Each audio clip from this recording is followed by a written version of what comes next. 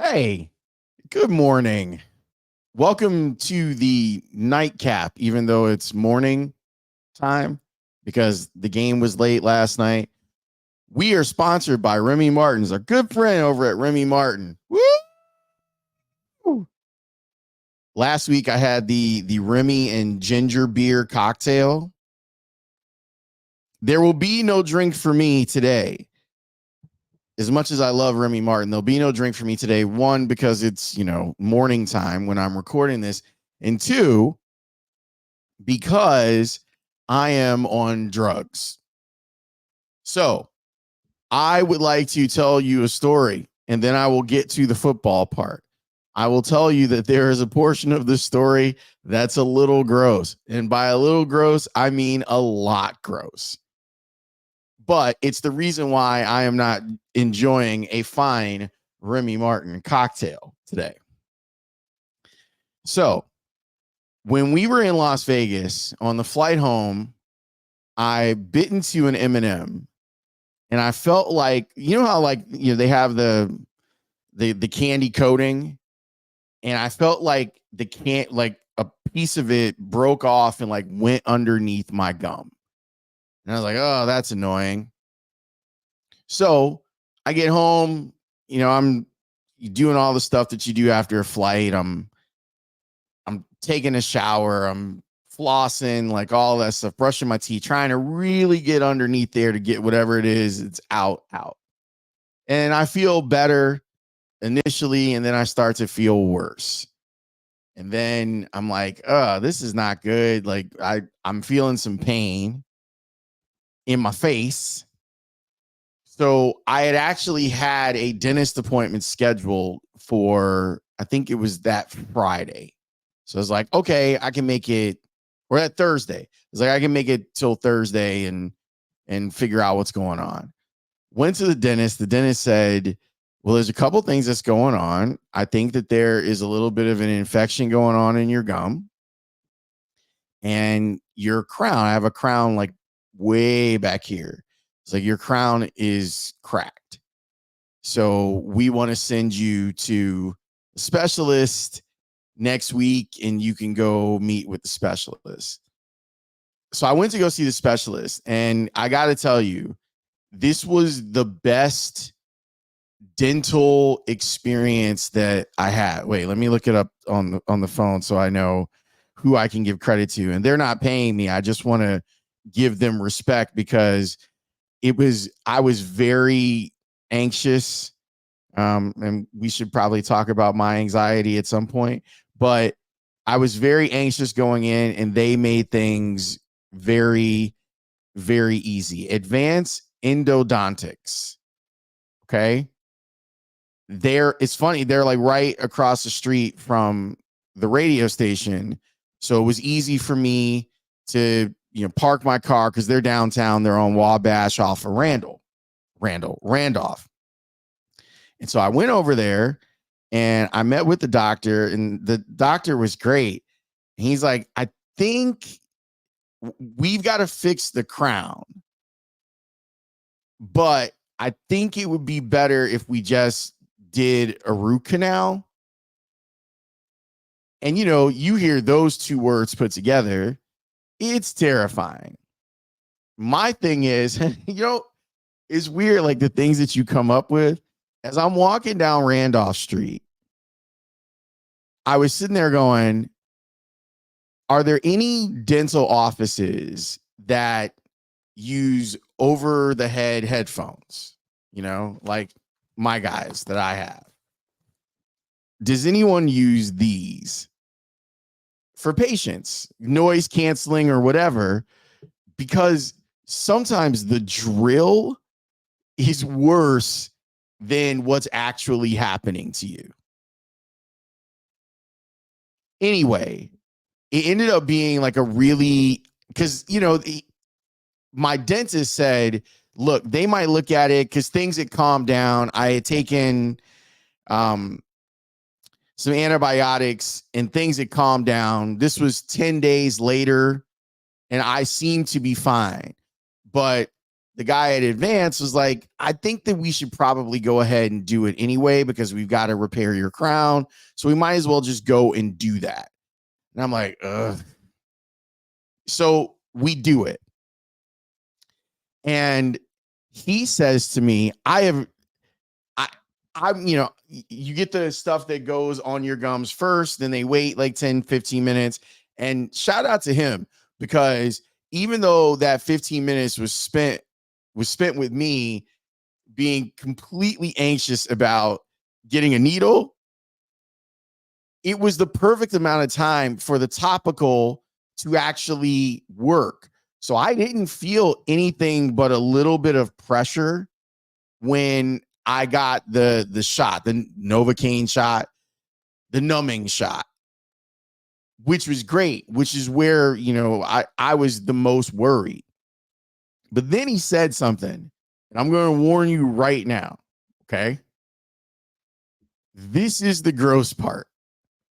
So if you don't want to hear the gross part, you should just fast forward, and I promise we will get to the Bears thing. He says to me, so you've got the crack like in your crown. I have to make a hole in the crown to get to do the root canal, which I thought was kind of cool. I was like, wow, that's interesting. It's like, so I'm going to go through there to get to where there's the infection. And I said, oh, okay. Basically I was like, at this point, don't tell me about the labor. Just give me the baby. He said, look, there's a lot of stuff when you have like an infection that you have to worry about. And one of those things is drainage. And I was like, what do you mean? He's like, well, we're going to put some antibiotics up in there through the hole in your crown. But before we do that, we have to kind of clean things out. And there could be a leakage of pus that comes down. So I'm like, okay, whatever, dentist. And it happened. Now, I have never had as good of a setup as far as like protecting my tongue and my face than I had in this one. And I'm laid like all the way back in the chair. And I was like, what is that I'm tasting? Because, got your tongue over here, but and it is just like raining down. And I'm like, I'm tapping out, right? I am hitting the dentist and being like, like the thing is happening. And he's like, oh, it started to drain. He's like, okay. And then they were able to, suction it, and they had me like sit up, and then I was spit up, and all that good stuff. It was disgusting. It was I'm not trying to gross you out, but I'm trying to at least, tell you the real. I could not get rid of that taste fast enough. Like, I asked to rinse after the whole thing was done, and that didn't work. And usually when you have something that's really bad that's happening on your tongue, like peanut butter is the way. And all I could think about was like getting home and getting peanut butter on me. So I got home and got the peanut butter, and I felt fine. The crazy part is that I was expecting my face to hurt for the rest of the night. And whenever you have anything like done up here, like the nerves are so close to your brain and your pain receptors that it can cause a bad night. And luckily it wasn't. So Advanced Endodontics, right there on Wabash. I think they have another place too, in Logan maybe, but everyone's dental experience should be that experience where I wasn't in a lot of pain. I didn't end up being in a lot of pain, and now I feel better. So since then, I have been on antibiotics. So you're not really supposed to drink when you're on antibiotics, which is why I can't have a delicious Remy cocktail. And I've just been like healing up. But that has not stopped me from watching Bears games. And if you didn't see my initial reaction, it's in the video previous to this one. Not much has changed. I did my second watch this morning, and then I watched all the press conferences so I could tell you what I thought was interesting about all of this. The stuff that's happening to Caleb Williams is not good. And Matt Eberflus kind of tried to globalize it in discussing, well, the protection issue is on everybody. And he's right. It is on everybody. But it's clear that there is, one, a talent gap on the offensive line, two, a lack of cohesion, and three, I'm not sure that they're doing the best to scheme it up. Some of the numbers on what happened last night are kind of incredible. And I kind of went through a whole thing of looking at, I love next gen stats. Like that's one of my favorite places to go after a game to help me try to figure out what it is that I saw. Let me give you a couple of their tweets. Caleb Williams struggled against the Texans blitz, completing only 3 of 12 attempts for 15 yards and an interception. And 5 of his 7 sacks came on blitzes. When not blitz, Williams was 20 out of 25, 159 yards and an interception. I'll get back to the interception in a second, or the interceptions. Another one. The Texans defense blitzed Caleb Williams on 41.7% of his dropbacks. So 20 of the 42 dropbacks that Caleb Williams had, they blitzed. They generated 12 pressures and 5 sacks when blitzing, with 9 defenders finishing with multiple pressures. This is the most that D'Amico Ryans is ever, the highest percentage that he's ever had blitzing an opposing quarterback, and it was incredibly effective. Now there is a book that's being put together, and it's incumbent upon the Bears and Caleb to push back against it. In the 2 games that we've seen Caleb Williams play with this offensive line, we've seen 2 different ways that he can be impacted. Number one, in the game against Tennessee, he was impacted by pressure up front. Guard, center, guard for the Bears in the game against the Titans got destroyed. They're probably not going to see guys like that in the middle of a line for a couple of months of this season, but still, that was one way. And the second way was, it's a really good adjustment. We talked about it a little bit last night. D'Amico Ryans made a hell of an adjustment. He said, let's do drop coverage first. Let's see what happens if we only send 4. And considering who he has at his defensive end spots, I get it. You've got Danielle Hunter, you've got Will Anderson. Those guys can go and get the quarterback.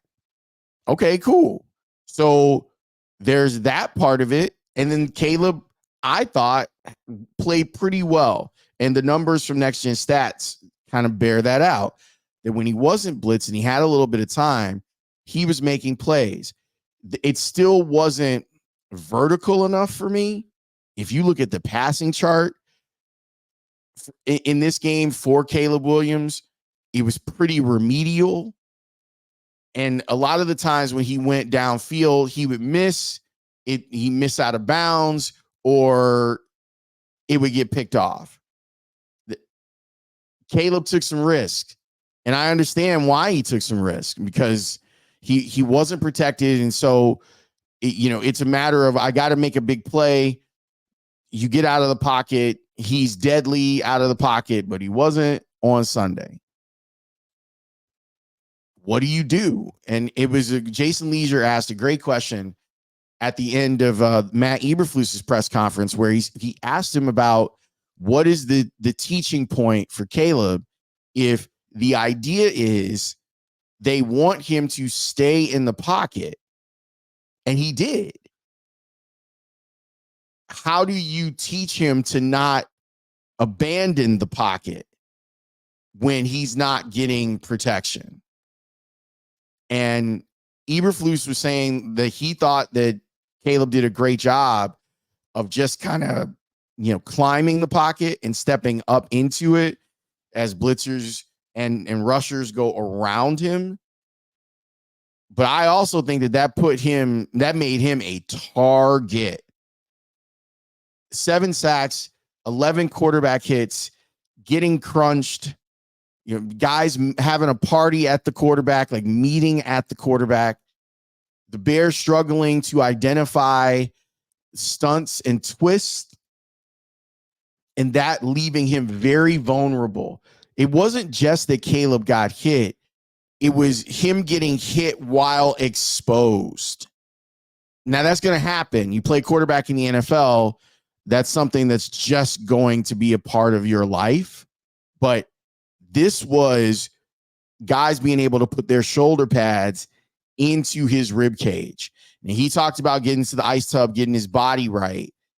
This is one of those things where you wonder how does it affect a player? David Carr, who obviously was the first pick of the Texans as the franchise was born. And we know what he was put through in that first year. And there are a lot of people who believe that he was destroyed physically and mentally because of what happened those first 2 years in Houston. He was on Twitter last night and saying that it was rough for him to watch what was happening to Caleb because it reminded him of what was going on with him. And you wonder what the damage is to a quarterback when they're in that position. And I wonder about that too. They have got to figure out a way to run the ball. They've got to figure out a way to run the ball, because running the ball will allow them to slow things down and will allow them to set up the pass. But I'm not sure that they have the horses to do it. Like, I'm truly not. And that's a problem. I know that it's very easy to point at the offensive line and say they're the problem, but they're the problem. They're absolutely the problem. So they've got to get that fixed immediately. So that's all I got. A growth story and a little bit about the Bears. You, because you're not on antibiotics, should drink Remy Martin. Okay? When I get off antibiotics, I'm going to have a drink because I need one. But I can't until I'm off of the antibiotics. But you should have yourself a delicious Remy Martin cocktail immediately. And I'm working on getting you guys some stuff with Remy. Like, we might do a couple of giveaways. Thanks again for your support on all the platforms. And especially thank you so much for what you have done for this YouTube channel. Like, we're starting to really grow. And I know that bear season is a big part of that. And your support is great. Thanks for putting up with my really gross story about going to the dentist. I hope it didn't gross you out, but I hope that if you do have some dental stuff, Advanced Endodontics downtown, they take good care of you. Like, their motto is no pain. And I gotta say, they were truthful. There was a lot of truth in advertising. So please feel free to share this with people.